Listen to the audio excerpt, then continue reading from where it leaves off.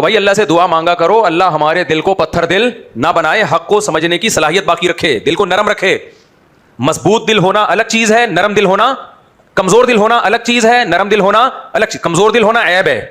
کمزور دل آدمی کا مطلب ہے کانفیڈینس ہی نہیں ہے, قوت ارادی کمزور ہے, کچھ کرنا چاہتا ہے ہوتا نہیں ہے. بہت سے لوگ ہیں 15 سال سے ارادہ ہی کر رہے ہیں کچھ کام کرنے کا, ہو ہی نہیں رہا, ڈرنے لگتے ہیں, گھبرانے لگتے ہیں, قوت فیصلہ نہیں ہے. یہ کمزور دلی کی علامت ہے. یہ کس کی علامت ہے؟ بولو نا, کمزور دل. یہ عیب ہے, اور مرد کے اندر یہ بہت بڑا عیب ہے. آج عصر میں ایک بندہ آیا, کسی کا راز فاش نہیں ہو رہا, بیگم کی کوئی بات تھی تو میں نے اس کو سمجھایا, تو کہہ رہا میں کیا کروں, میں چھوڑوں میں نہیں چھوڑوں, میں چھوڑوں میں چھوڑوں. بہت بڑا جرم تھا اس کی بیوی کا جو ناقابل معافی تھا. تو کہہ رہا مجھے کہہ رہی ہے معاف کر دو. میں نے اس سے کہا دیکھو ایک فیصلہ کرو, یا تو معاف کر کے بھول جاؤ ہمیشہ کے لیے, یا چھوڑ دو اور ہمیشہ کے لیے اس قصے کو ختم کرو. کہہ رہا مجھ سے فیصلہ ہی نہیں ہو رہا, پتہ نہیں کتنے مہینے سے لٹکا ہوں, فیصلہ ہی نہیں ہو رہا. میں نے کہا یہ جو کنڈیشن ہے نا, یہ آپ کی زندگی تباہ کر دے گی. آپ کے پاس 2 ہی آپشن ہیں, یا معاف کرو اور بھول جاؤ, پھر دوبارہ نہیں دہراؤ, یا قصہ کیا کرو فارغ کر کے ختم کرو, ایک طرف ہو جاؤ. تو کہہ رہا ہے اگر میں چھوڑ دوں گا یوں, تو میں نے کہا کوئی گناہ نہیں ہوگا, جو کنڈیشن آپ نے بتائی اس میں چھوڑنے میں کوئی گناہ نہیں ہے, لیکن ایک فیصلہ کرو. تو یہ کمزور دلی ہے نا, فیصلہ ہی نہیں ہو رہا, ڈر رہا ہے, ادھر وہ بھی رکھتے ہوئے بھی ڈر رہا ہے, چھوڑتے ہوئے بھی کیا کر رہا ہے. کنفیوزڈ آدمی دنیا میں کبھی بھی کامیاب نہیں ہوتا. دیکھو کیا یار بات سے بات نکلتی ہے, میں کیا کروں, میرا قصور نہیں ہے نا. غزوہ احد میں یہ جو میں نے جملہ کہا ہے نا, کنفیوزڈ آدمی دنیا میں کبھی بھی کامیاب نہیں ہوتا, اس دعوے کو ایکسپلین کرنے کے لیے مثال دے رہا ہوں. کیا کروں, کنفیوزڈ آدمی, غلط فیصلہ ہو جائے نا اتنا برا نہیں ہے, کنفیوژن میں رہے ساری زندگی یہ زیادہ برا ہے. غلط فیصلے کی تلافی ہو سکتی ہے, کنفیوز نے تو کوئی فیصلہ ہی نہیں کیا ہے, تلافی کس چیز کی کرے گا وہ, سمجھ میں نہیں آ رہی بات.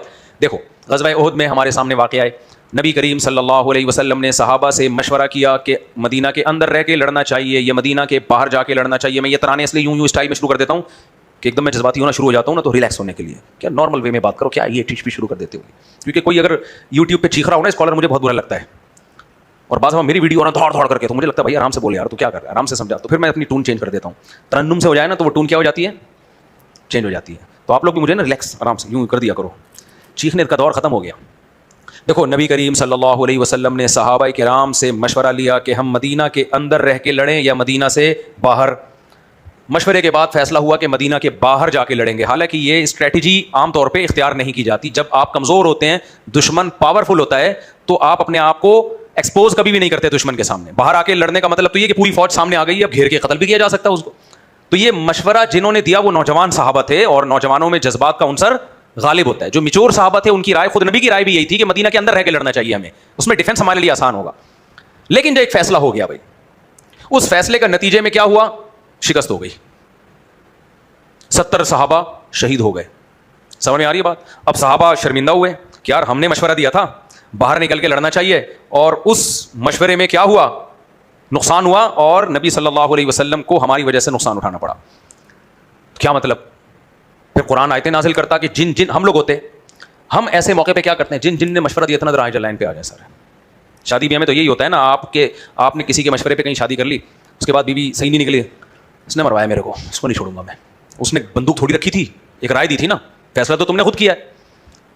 اب ہم ہوتے اس موقع پہ, جنگ کے موقع پہ ہمارا کوئی کمانڈر ہوتا, ہم تو بلا یار ادھر آ جاؤ, لائن پہ آ جاؤ, تم نے بولا تھا نا, تم نے بولا تھا, یہ سارے اس طرف آ جائیں.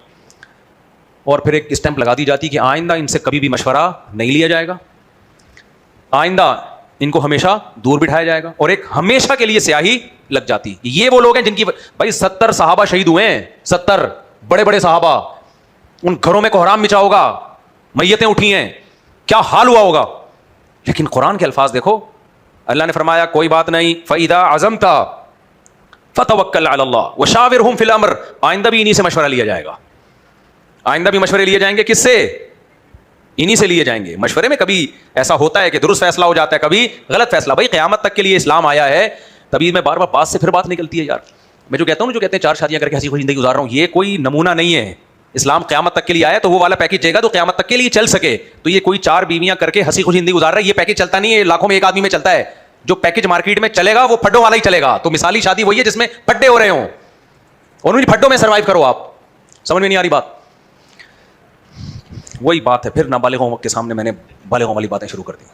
ہمارے نبی کی 9 ازواج تھی, کچھ نہ کچھ اونچ نیچ وہاں بھی ہوتی تھی. ابراہیم علیہ السلام کی 2 زوجہ تھی, وہاں بھی اونچ نیچ ہوتی تھی. یعقوب علیہ السلام کی 2 زوجات میں بیٹوں نے اپنے دوسرے سوتیلے بھائی کو کنویں میں ڈال دیا, وہاں بھی اونچ نیچ چلی ہے. تو ایسی بات جو سوسائٹی میں چل ہی نہ سکتی ہو, جو لاکھوں میں ایک ہو, وہ مثالی نہیں ہوتی. مثالی وہ واقعات ہوتے ہیں جو چل سکیں.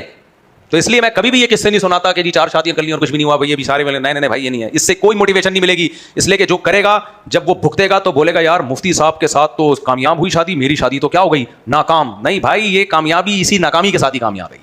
تو اس لیے ہمیشہ وہ لوگ قابل تقلید ہوتے ہیں جو نارمل وے میں چل رہے ہوں.